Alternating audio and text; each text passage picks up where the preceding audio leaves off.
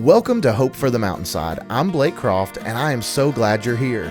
This podcast is all about uniting the churches of Etowah, Tennessee, and sharing the hope of Jesus Christ with our community. Each week, we'll bring you inspiring sermons, stories of faith, and conversations with local pastors and leaders. Our goal is simple: to build God's kingdom together, offer hope through the gospel, and call all believers to discipleship. Thanks for tuning in.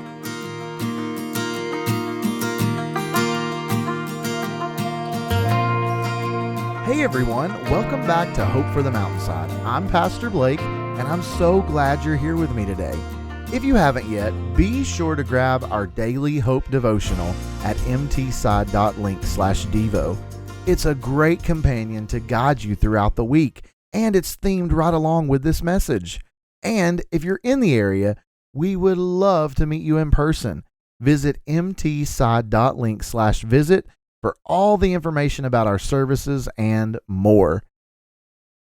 Today, we're going to dive into message 2 of our series, Living Thankful: How Prayer Changes Things. This series is all about discovering the transformative power of prayer and how a heart of thanksgiving can radically reshape our lives. Last time, we explored how prayer fills us with contentment and joy. But today, we're tackling a big one: worry. Let me ask you, how often do you find yourself worrying? Maybe it's about finances, your family, your health, or just the uncertainty of what tomorrow might bring. Worry has a way of creeping into our minds and stealing our peace. But God has given us a path to experience real, lasting peace, and it starts with prayer. Not just any kind of prayer, but a prayer rooted in trust, overflowing with thanksgiving, and grounded in God's promises. Together, we're going to walk through how trusting God, giving thanks in every circumstance, and focusing on His promises transforms our worries into peace. So let's dive in. This is what Proverbs chapter 3 verses 5 and 6 say. Trust in the Lord with all your heart, and do not depend on your own understanding. Seek His will in all you do, and He will show you which path to take. This is one of those verses that we often quote, but living it out is another story.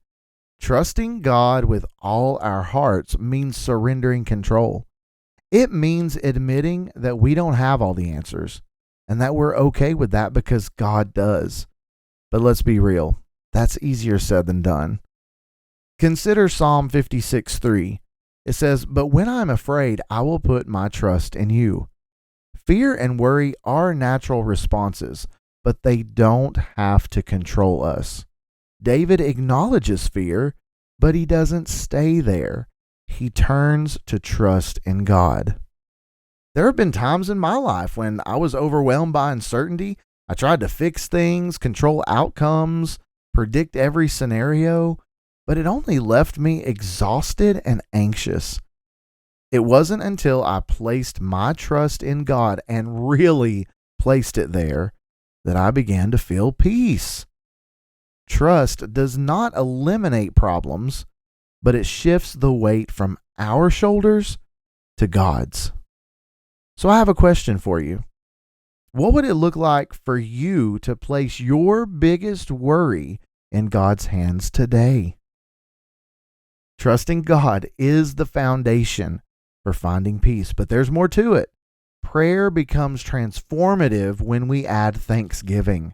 Listen to what Philippians chapter 4 verses 6 and 7 say. Don't worry about anything.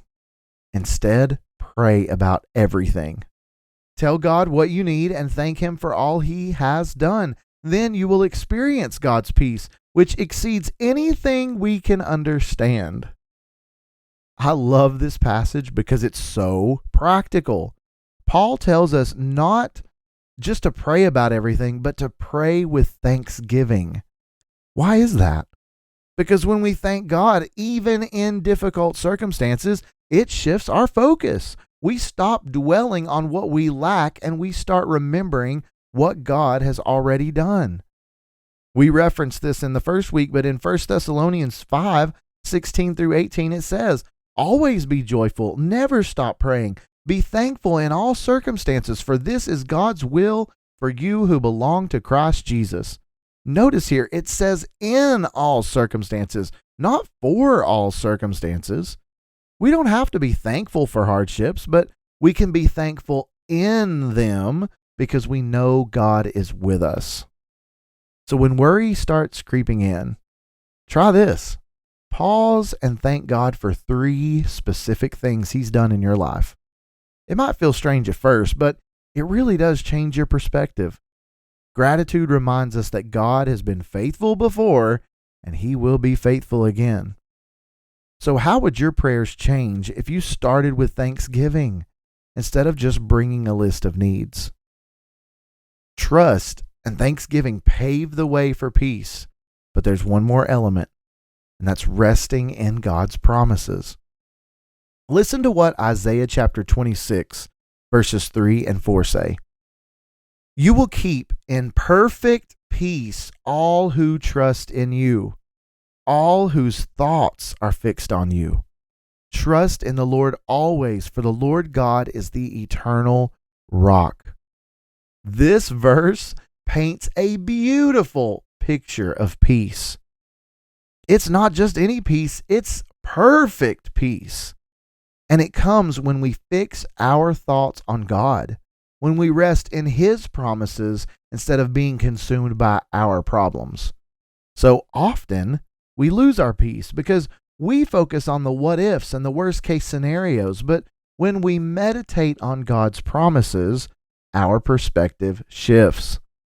This is what Jesus said in John chapter 14, verse 27. I'm leaving you with a gift, peace of mind and heart. And the peace that I give is a gift the world cannot give. So don't be troubled or afraid. The peace that Jesus is offering here is not dependent on circumstances. It's rooted in who He is. And one way to rest in God's promises is by memorizing them and meditating on them, journaling about them.